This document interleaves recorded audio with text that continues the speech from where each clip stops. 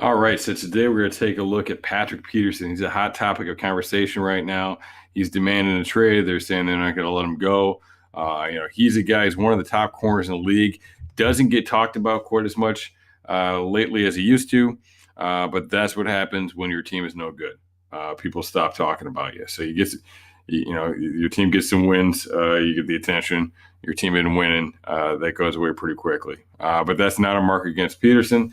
He is definitely still performing at a high level, and we're going to see that on film right now. That if anybody's able to get him, it could certainly help them in their playoff picture moving forward. So Peterson's up top right here. We see him turn his hips very well. Right, he's lined up tight. He flips his hips to stay on top. All right, we get that slant. Takes a kind of a tough route, tough angle there on this route. Really more playing to the backside of it.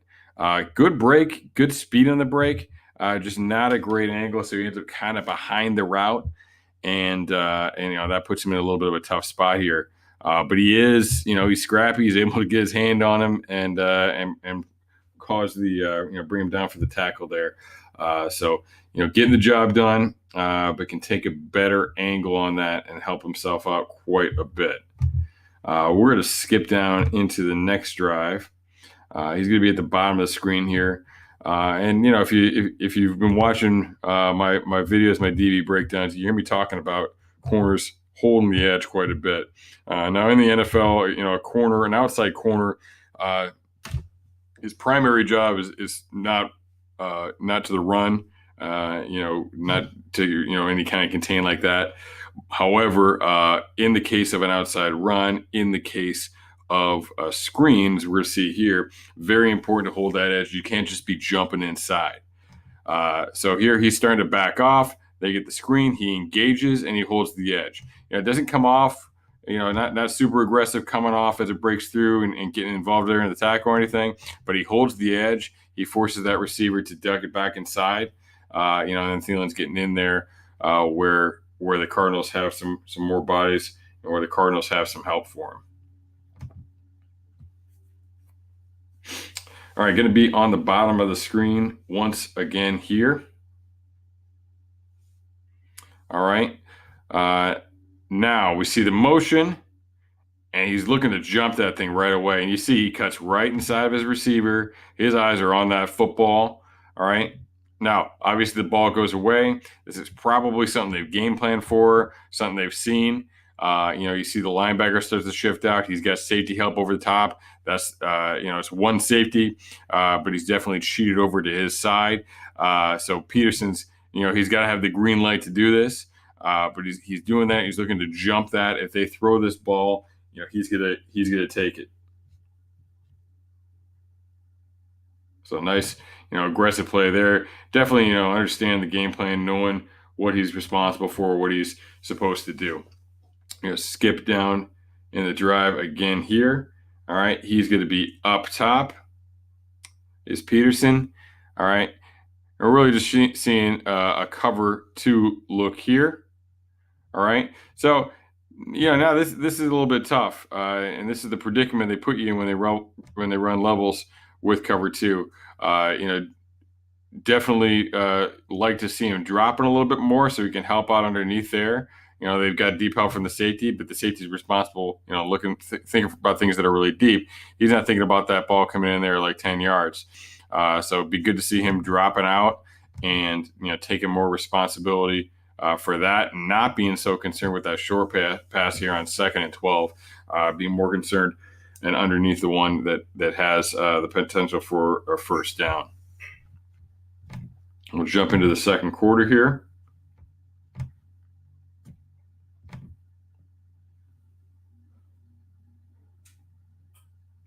All right, he's going to be up top.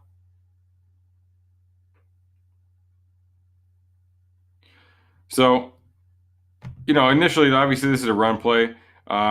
You never look in the backfield. You can't be looking in the backfield when you're playing in man-to-man coverage as they are here.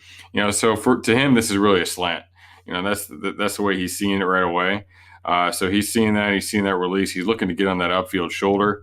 You can see he's challenging the release. looking to kind of flatten out that route and make it difficult for him and staying on that route. So not a bad job there. Obviously, it is a run play, but his initial reads, he's got to be concerned about that. He's got to be looking to cover it there.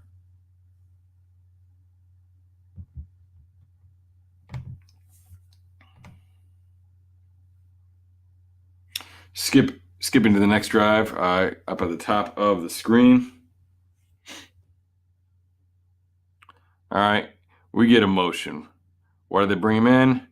They bring him in for the edge. So we see this now. He becomes a run player here. When you have the receiver out, you're rarely going to be really involved in the inside run. Now this guy motions in. They're trying to get another blocker in there. They're not as concerned about him.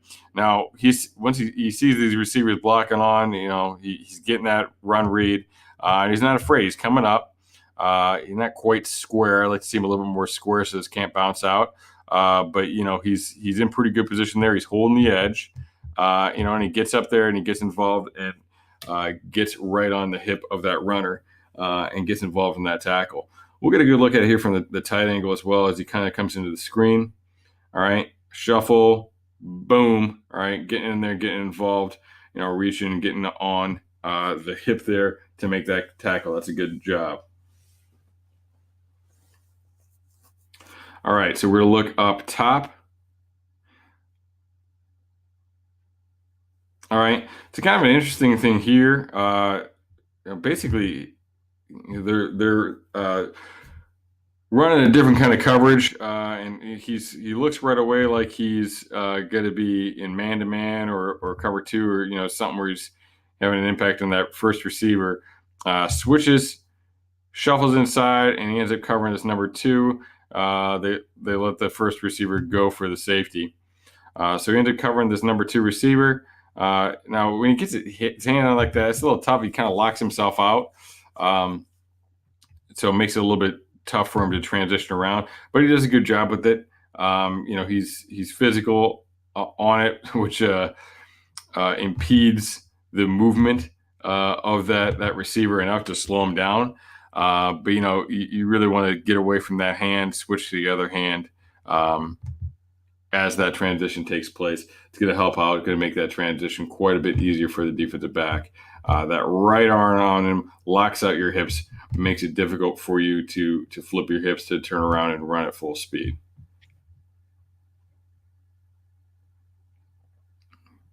I think the ideal, like the visual that what you want in a defensive back, it's not just about straight line speed.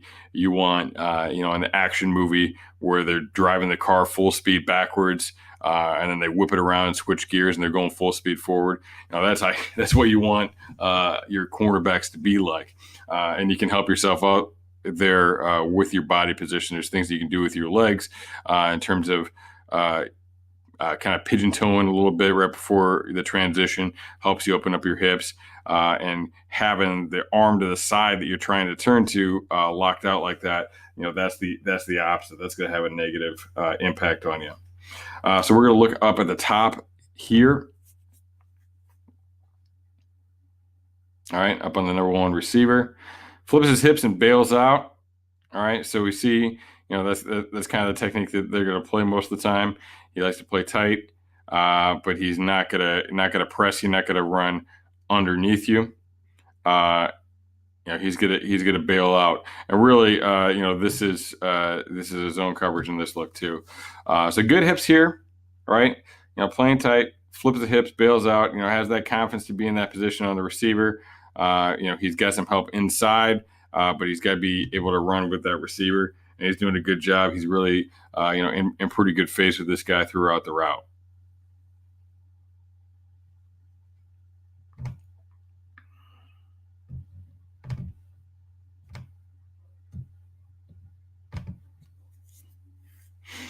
All right, he's going to be at the bottom of the screen here.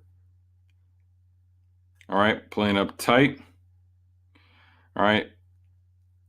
Looks like a one high safety look. All right, but it is a single width formation.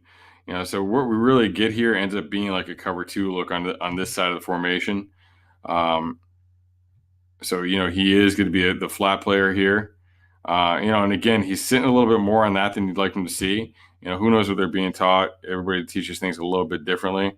But man, you really think from a scheme standpoint, it'd make a lot more sense if he bailed out underneath this thing a little bit. He's responsible for all this stuff underneath. This is a first and 10 situation. You can rally up and make a tackle on that shorter route. You want to be here underneath that deeper route so you could play on both of them. If he takes off and runs deep, that's one thing. The safety's going to have it, but the safety can't really play in that intermediate zone all the time, especially when there's multiple threats. That's tough. Again, we're seeing this for the second time, probably kind of how they're teaching it. We also see that he's pretty good at flipping his hips and running back. So that doesn't hurt, but he's probably not going to be able to make a play on a ball thrown to that receiver here, which is definitely concerning. I don't think it's a personal thing. I think it's a scheme thing. I think it's kind of a wrong scheme thing, to be honest with you.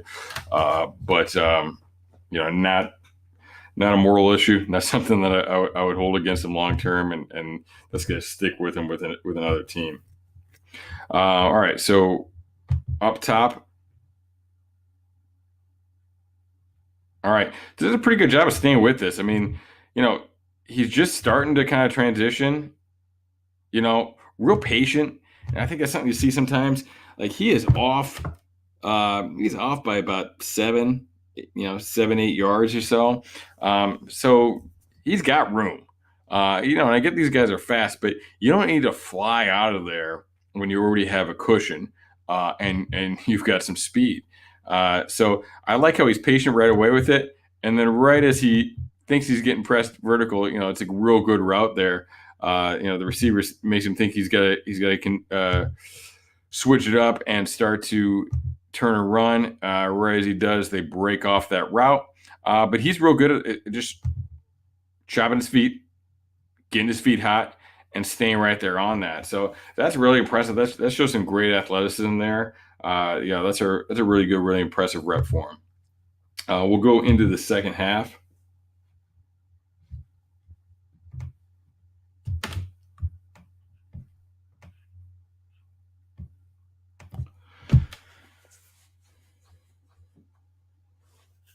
He's going to be at the bottom of the screen here. All right, number 21, playing off. It looks like a one high safety look. It's going to be a cover 3 look. All right, real ease, real smoothness here. It doesn't end up coming in his direction. All right, but he's aware. He's aware of what his receiving threats are. He sees this guy coming, and again, he's kind of patient with it. He's just going to stay there and hang out on the outside of it. Knows he's got some help if it goes to the post. Maintain some good position, real smooth runner, real smooth transition there. So definitely like what I see out of him on that one. All right, quite a bit later here in the third quarter. Same again here at the bottom.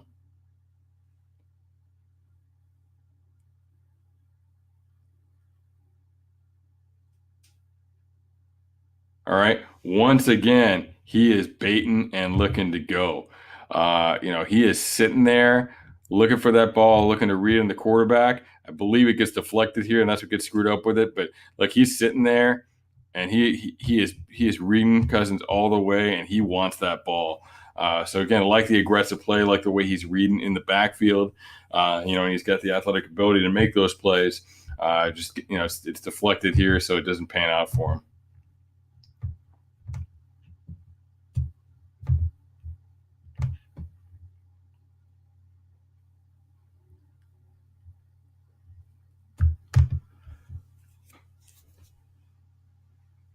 He's going to be at the bottom again here.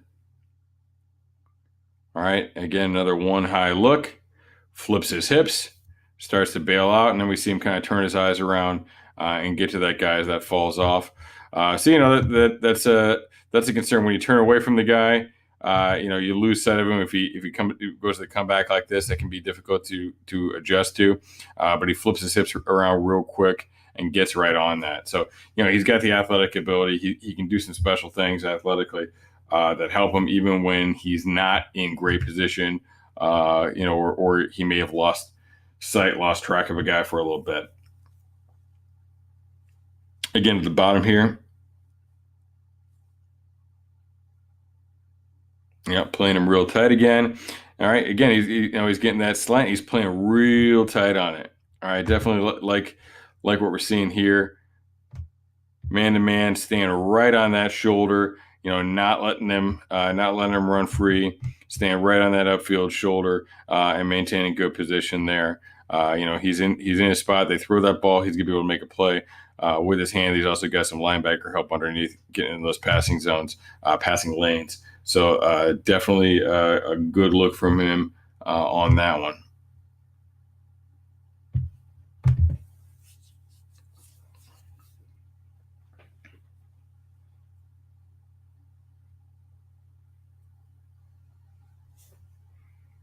All right. So again, we're looking at the bottom here. Real patient. Again, man, that's something I love to see. I broke down Denzel Ward earlier in the year, and that's a guy that I've been obsessed with since Ohio State. He was excellent at that in college. Peterson is another guy who's excellent at that. Real patient, trusts his speed. Even against Minnesota, who has some very fast receivers, he trusts himself. He's confident in himself, and that allows him to be patient.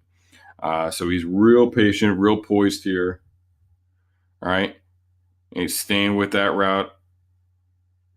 And even as the scramble happens and starts moving around, he's mirroring that guy. He's staying with that.